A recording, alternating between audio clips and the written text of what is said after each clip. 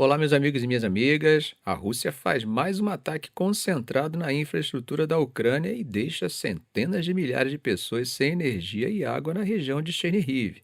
Enquanto isso, os próprios russos relatam ataques pesados dos ucranianos contra eles. E na diplomacia, a Polônia já avisou que se Putin tentar atravessar seu espaço aéreo para ir ao encontro com Trump na Hungria, ele poderá ser preso.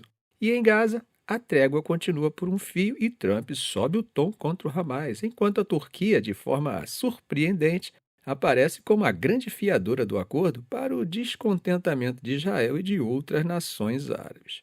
Muita coisa para falar, né? Mas antes, aquele lembrete só para você não esquecer. Dá aquele like esperto, comenta de onde você assiste e compartilhe o vídeo para dar aquela força para o canal. Ah, já deu like? Já? Então vamos lá. Bom, meus amigos, vamos começar pela Ucrânia, porque a Rússia está intensificando a sua campanha para quebrar o sistema de energia do país bem na véspera do inverno, né? E o alvo mais recente nessa terça-feira foi a região de Chernihiv, no norte ucraniano. Ataques russos mataram pelo menos 4 pessoas e deixaram centenas de milhares sem eletricidade e muitas delas sem água. O Ministério da Energia da Ucrânia informou pela manhã que a capital da região, que também se chama Chernihiv, e toda a parte norte da província perderam completamente o fornecimento de energia depois de ataques a instalações elétricas. Bom, à tarde, repórteres da agência Reuters na cidade viram que a energia já havia sido restaurada, né, para algumas casas, mas o estrago foi grande. Bom, gente, um ataque que aconteceu durante o dia com cerca de 20 drones kamikazes russos acabou matando 4 pessoas e ferindo pelo menos outras 7 na cidade de Novorossiysk.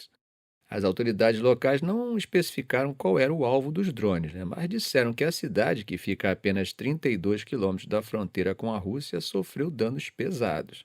Voltando a Senirive, gente, a cena era de moradores enchendo galões de água em cisternas na rua e muita gente se dirigiu aos chamados ponto de invencibilidade, que eu acho que é o que vocês estão vendo agora na tela, que são tendas com aquecedores e geradores montadas pelas autoridades para dar um mínimo de calor e eletricidade à população. Bom, agora vamos dar uma olhadinha, gente, no que os russos têm a dizer sobre as últimas 24 horas, né? Isso porque o Ministério da Defesa da Rússia também divulgou seu balanço. Bom, segundo os russos, as forças ucranianas adaptaram suas táticas e agora estão passando a implantar grupos de sabotagem e reconhecimento em vez de contra-ataques em larga escala. Alexei Vereshchagin, comandante da Brigada de Assalto de Reconhecimento Voluntário do Grão-Duque Alexander Nevsky, contou que, abre aspas, na semana passada, um grupo inimigo de 4 soldados tentou penetrar em nossas defesas e se envolveu com nossos soldados. Parte do grupo foi neutralizada em combate direto com armas pequenas, enquanto os militantes restantes foram eliminados por nossos habilidosos operadores de drones, que usaram quadricópteros FPV para lançar munição e acabar com a ameaça. Eles afirmaram no relatório que os diferentes grupos de batalha destruíram 3 tanques e mais de uma dúzia de blindados, e entre eles estavam o M113 e o HMMWV fabricado pelos Estados Unidos.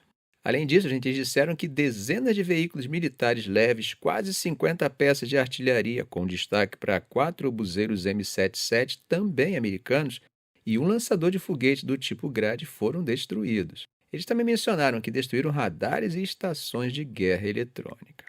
Gente, mas os russos também foram alvos de ataques ucranianos. Segundo esse mesmo relatório, 137 drones ucranianos teriam sido abatidos nesse período. Quanto aos ataques aéreos russos, eles confirmaram que atacaram realmente infraestruturas de energia e transporte, que, segundo eles, estariam sendo usados para apoiar operações militares ucranianas. Bom, meus amigos, agora vamos para a diplomacia, porque a possível cúpula entre Trump e Putin em Budapeste, na Hungria, está causando um mal-estar danado na Europa.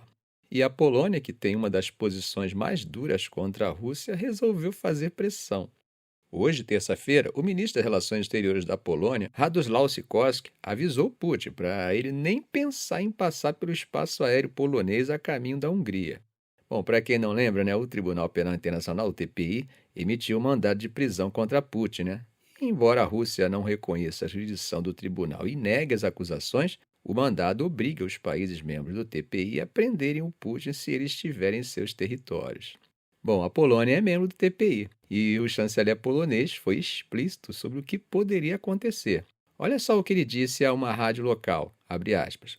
Eu não posso garantir que um tribunal polonês independente não ordene ao governo que escolte tal aeronave para baixo para entregar o suspeito ao tribunal de Haia. Fecha aspas. Gente, aqui temos que entender que é atribuição do judiciário do país e que se o avião de Putin entrar no espaço aéreo polonês, a justiça do país pode forçar o governo a interceptar a aeronave. E ainda falou no final que se essa cúpula realmente acontecer, o avião de Putin vai ter que usar uma rota diferente. Bom, o problema logístico para Putin é que, para evitar sobrevoar a Ucrânia, a delegação russa precisaria passar pelo espaço aéreo de pelo menos um país da União Europeia. E quase todos os países da União Europeia são membros do TPI, né? A exceção é justamente a Hungria, governada por Viktor Orbán, que mantém boas relações com a Rússia e já disse que vai garantir a entrada e a saída de Putin. A Hungria, inclusive, como eu já comentei com vocês em vídeos anteriores, está em processo de deixar o tribunal. Mas essa postura firme da Polônia não é unânime na região, não, tá? A Bulgária, por exemplo, já sinalizou uma posição bem diferente. O ministro das Relações Exteriores búlgaro, George Georgiev, foi citado dizendo que seu país estaria disposto a deixar Putin usar seu espaço aéreo se isso ajudar a garantir a paz na Ucrânia. A frase dele foi a seguinte, abre aspas, se a condição para isso é ter uma reunião, o mais lógico é que tal reunião seja mediada de todas as formas possíveis. Fecha aspas. E aí, meus amigos, vocês concordam com o chanceler búlgaro? Será que Putin pode confiar na promessa dele? Bom, gente, agora vamos para o Oriente Médio, porque a diplomacia está correndo contra o tempo para evitar que o mais do que perfurado cessar-fogo desmorone de vez. Hoje, Trump, em sua rede social, ameaçou o Hamas com força em letras maiúsculas, rápida, furiosa e brutal, se eles não fizerem o que é certo. E para colocar ainda mais pressão na mesa, Trump disse que vários aliados dos Estados Unidos já se ofereceram para entrar em Gaza e atacar o Hamas, mas que ele disse a eles e a Israel, ainda não. Enquanto isso, gente, o vice de Trump, J.D. Vance, chegou a Israel nesta terça-feira e tem uma reunião marcada com o primeiro-ministro Netanyahu na quarta. Bom, a pauta oficial, segundo Israel, são os desafios de segurança e as oportunidades políticas. Eles devem focar no tal do plano de 20 pontos de Trump, né, que exige passos muito mais difíceis do que a trégua atual, passos como o desarmamento do Hamas e um caminho para um futuro Estado palestino. A visita de Vance acontece logo após as conversas de Netanyahu com outros enviados americanos, comentamos ontem, o Steve Witkoff e o genro do Trump, Jared Kushner. E, ao mesmo tempo, líderes do Hamas chefiados pelo líder exilado Khalil al-Aya estão no Cairo conversando com mediadores egípcios. O chefe da inteligência do Egito, Hassan Mohamed Rashad, inclusive se encontrou com Netanyahu mais cedo para discutir o avanço do plano. Israel, segundo uma fonte, está pressionando para ter garantias mais fortes de que o Hamas vai se desarmar, algo que, como nós sabemos, o grupo até agora se recusa a aceitar. Enquanto isso, o Catar, que é outro mediador importante, acusou Israel hoje de violações contínuas ao plano. A grande questão é qual será o futuro do Hamas. O plano de Trump prevê a criação de um comitê de tecnocratas para governar Gaza, sem a participação do Hamas. Agora, um oficial palestino próximo às negociações disse que o Hamas até encoraja a formação desse comitê, desde que seja com o consentimento do próprio grupo e de outras facções palestinas.